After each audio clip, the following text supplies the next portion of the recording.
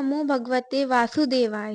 नमस्कार आप सभी को। आज हम इस वीडियो में भगवान के अवतारों का वर्णन करने जा रहे हैं। भगवान के यह नाम श्रीमद् भगवत पुराण से लिए गए हैं। भगवान नारायण ने कौन कौन से अवतार क्या करने की इच्छा से लिए? जो मनुष्य भगवान के इन नामों का एकाग्रचित्त नियम पूर्वक सायंकाल और प्रातःकाल प्रेम से इसका पाठ करता है वह सब दुखों से छूट जाता है और भगवान के परम धाम वैकुंठ को प्राप्त कर लेता है।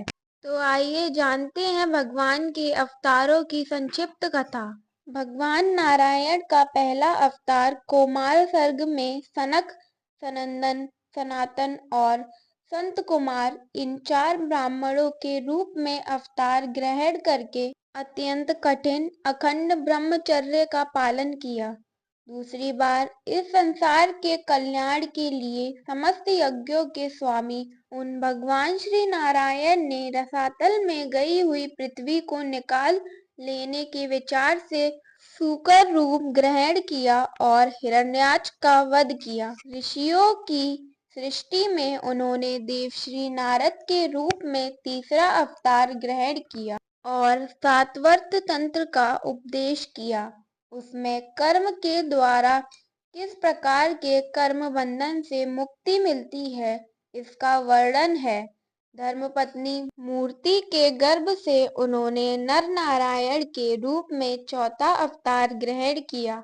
इस अवतार में उन्होंने ऋषि बनकर मन और इंद्रियों का सर्वदा संयम करके बड़ी कठिन तपस्या की। 5वें अवतार में वे सिद्धों के स्वामी कपिल के रूप में प्रकट हुए और तत्वों का निर्णय करने वाले सांख्य शास्त्र का, जो समय के फेर से लुप्त हो गया था, आसुरी नामक ब्राह्मणों का उपदेश किया। अनसुईया के वर मांगने पर छठे अवतार में वे अत्रि की संतान दत्तात्रेय हुए। इस अवतार में उन्होंने अर्लक एवं प्रहलाद आदि को ब्रह्म ज्ञान का उपदेश किया। 7वीं बार रुचि प्रजापति की आकुर्ति नामक पत्नी से यज्ञ के रूप में उन्होंने अवतार ग्रहण किया और अपने पुत्र यम आदि देवताओं के साथ स्वयंभू मनवंतर की रक्षा की। राजा नाभि की पत्नी मेरु देवी के गर्भ से ऋषभ देव रूप में भगवान ने 8वां अवतार ग्रहण किया। इस रूप में उन्होंने परमहंसों का वह मार्ग जो सभी आश्रमियों के लिए वंदनीय है दिखाया।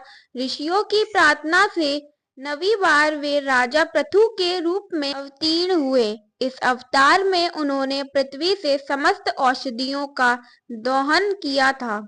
इससे यह अवतार सबके लिए बड़ा ही कल्याणकारी हुआ। चाक्षुष मनवंतर के अंत में जब सारी त्रिलोकी समुद्र में डूब रही थी तब उन्होंने मत्स्य के रूप में 10वां अवतार ग्रहण किया और पृथ्वी रूपी नौका पर बैठकर अगले मनवंतर के अधिपति वेवस्वत मनु की रक्षा की।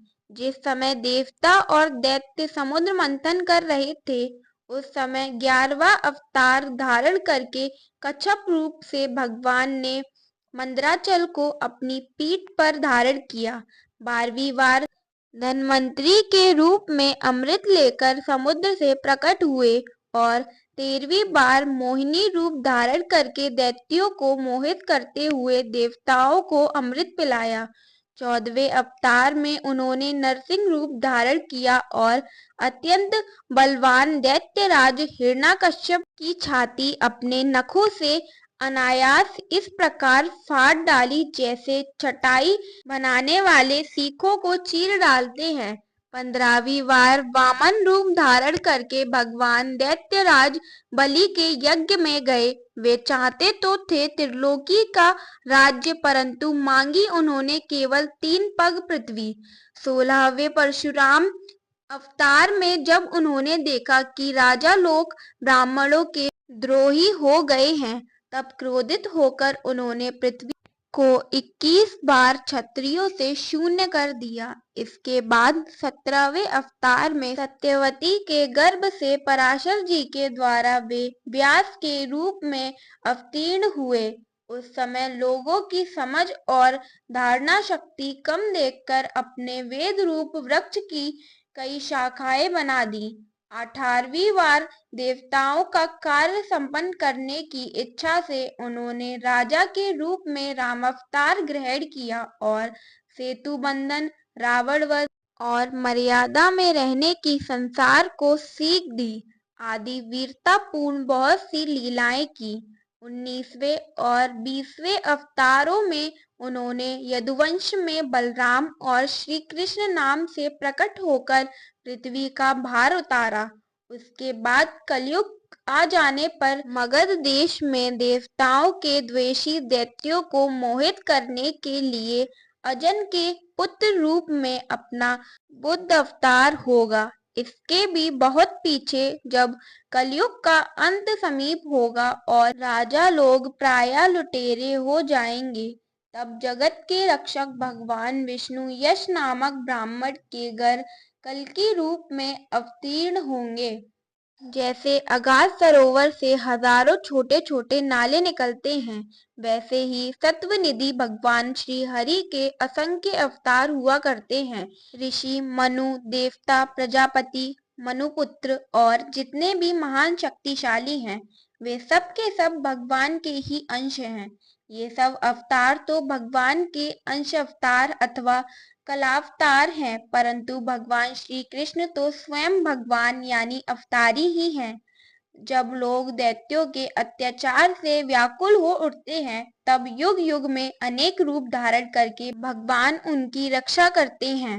भगवान श्री हरि के इन नामों का प्रतिदिन पाठ जो करता है, उसके सारे पाप, दुख और कष्ट समाप्त हो जाते हैं और वह सुख समृद्धि को प्राप्त कर अंत में मोक्ष प्राप्त करता है।